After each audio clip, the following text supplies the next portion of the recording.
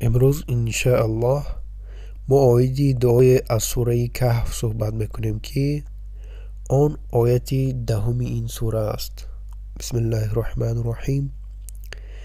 اذ اوى الفتية إلى الكهف فقالوا ربنا آتنا من لدنك رحمة وهيئ لنا من أمرنا رشدا. یعنی بیاد آر که چون جوانانی چند به سوی غار پناه بردند پس گفتند ای پروردگاری ما، بخشش از نزدیک خود به ما بده و در کار ما روحیابی برای ما омода ساز. اکنون از تاریخ پیدایشی این دعا حرف میزنیم.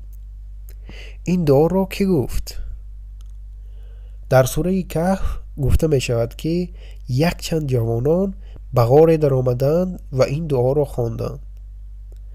این واقعه پس از پیامبری حضرت عیسی علیه السلام به وقوع آمده بود.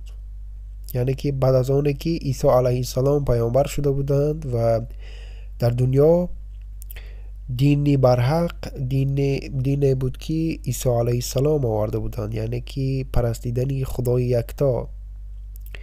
آن جوانها در جای زندگی میکردند که همه اهالی آن شهر بت پرست بود.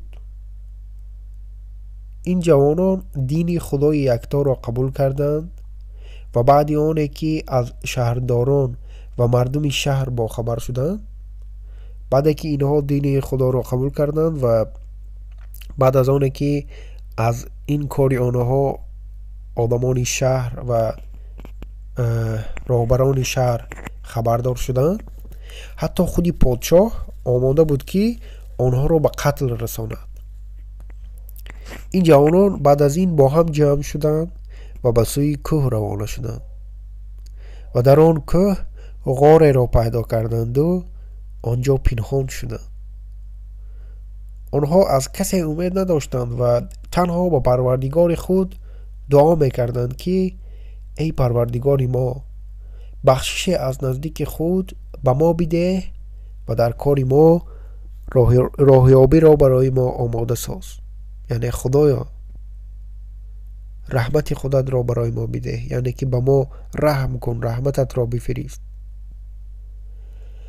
و در آن کاری که ما نیت کردیم و میکنیم ما را موفق گردان و برای ما آینده خوبی را نصیب گردان. و این دعا را شما میتوانید هنگامی سفر کردن، آغاز کاری نو و عموما در حالت هایی که نمیدانید چیکار کنید، یعنی که میشوند حالت هایی که انسان الکی نمیداند چیکار کند، فکر میکند که اکنون تمام. در همین حالت ها میتوانید که همین دعا را بخونید. اگر اهمیت دهید، این جوان ها در دعای خود از خداوند طلب کردند که به ما از نزدیک خود رحمتت را بده، یعنی ما تنها رحمتی تو را میخواهیم. و آیا این معنای آن را دارد که غیر از خداوند از بندهش نیز رحمت میتوان یافت؟ جواب این سوال چنین است: خداوند یک قسمتی رحمت خود را به آفریده‌هایش داده است. در صحیح بخاری آمده است که پیامبر خدا صلی الله علیه و سلم گفتند خداوند رحمتش را به 100 قسم جدا کرده است و یک قسم آن را بین تمام آفریده‌هایش تقسیم نموده است. یعنی تنها از 100 یک تای آن را بین تمام آفریده‌هایش، آدمان، جنها، حیوانها و غیره تقسیم کرده است. و محض با سبب ان همان از 100 یک قسمی که خداوند به آفریده‌هایش داده است، مادر به طفلش رحم میکند، حیوانها به نسل خود رحم میکنند و به مانند همین دیگر مثال ها. 99 قسم دیگر را خداوند برای خود گذاشته است و آن را در یک روز به بندگانش فرو خواهد آورد که و آن روز این روز قیامت است. آنچه وابسته به رحمت پروردگار همین را باید قید کرد که اندازه آن را حساب کردن ناممکن است، زیرا رحمت پروردگار بی اندازه و تمام نشونده است. البته ما بعضا رحمت بنده را نیز انتظاریم، لیکن از همه بیشتر ما رحمت پروردگار را میخواهیم. با خواست خداوند اگر ما همه این سلسله را تمام کنیم، همه موضوعات این سلسله را تمام کنیم و همه دعاها را جمع کنیم، شما خواهید دید که در اکثریت آنها طلب رحمت پروردگار موجود است و اکثریت دعای پیامبران نیز طلب رحمت پروردگار بود، زیرا رحمت پروردگار زیر خود همه چیز را در بر میگیرد. اویدی رحمت خداوند باید قید کرد که رحمتی هست که هر انسان آن را سزاوار گشته است، یعنی این رحمت است که همه را فرا میگیرد و آن البته رحمت پروردگار است و محض با سبب آن ما زندگی داریم. یعنی این رحمت الله است که ما امروز عمر به سر میبریم. ولی باز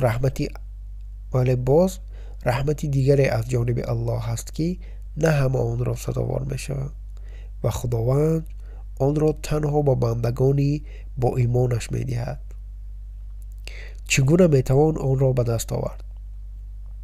برای به دست آوردن این رحمت باید انسان سخاوتمند باشد، همیشه در راه الله برای بهبودی وضعیت بندگان الله خدمت کند، همیشه باید کارهای خیر به انجام رساند، زیرا رحمت پروردگار با همان است که نیکی می آفرد. و یکی از دیگر راه‌های به دست آوردن این رحمت دعا است. بله، دعا. تنها برداشتن دستان و طلب رحمت کردن از الله بسنده است تا خداوند رحمتش را به شما بفرستد. و آن جوانهایی که در غار بودند، آنها در یک وضعیت وزنین قرار داشتند و از مردم رو گردانده بودند و خوراک نداشتند و نه مبلغ نداشتند، یعنی که هیچ چیز نداشتند آنها، و به سوی پروردگارشان دعا کردند: ای پروردگار ما، بخشیشه از نزدیک خود به ما بدهی و در کاری ما روحیابی برایمان آماده ساز. آنها آدمانی عادی بودند و پیامبر هم نبودند، لیکن ایمانشان خیلی قوی بود و بعد از دعایشان خداوند به آنها مӯъҷизه از مӯعجزه‌های خود را نصیب کرد. خداوند آنها را در همان غار به مدت 300 سال در حالت خواب رفتن نگاه داشت و هنگامی که آنها بیدار شدند حتی گمان نمی کردند که آن شاهی که میخواست آنها را به قتل رساند کیها با تمام پیوندانش نیست و نابود شده است. در این مدتی که آنها در غار خواب بودند، خداوند آنها را از یک پهلو به پهلوی دیگر چرخ می‌زدند و آنها را از دیگران ایمن نگاه می‌داشت. هر نفری که آنها را می‌دید آنچنان وهم در دلش پیدا می‌شد و به درجه می‌ترسید که دوباره به نزد آنها نمی‌درآمد. اویدی این حادثه در سوره کهف می‌تواند بیشتر معلومات پیدا نماید. این همه معجزه با سبب یک دعای عادی بود و ما از این دعا چی درس برای خود میگیریم؟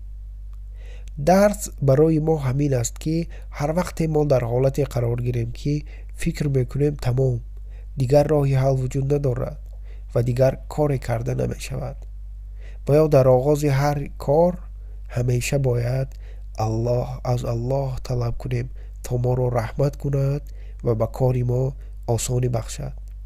سخنان رسول الله صلی الله علیه و سلم را فراموش نکنید که گفتند: هر کاری که به یاد الله آغاز می شود به مراد نمی رسد.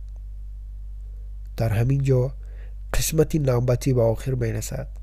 خداوند نگهبان هر یکی شما. السلام علیکم و رحمت الله و برکاته.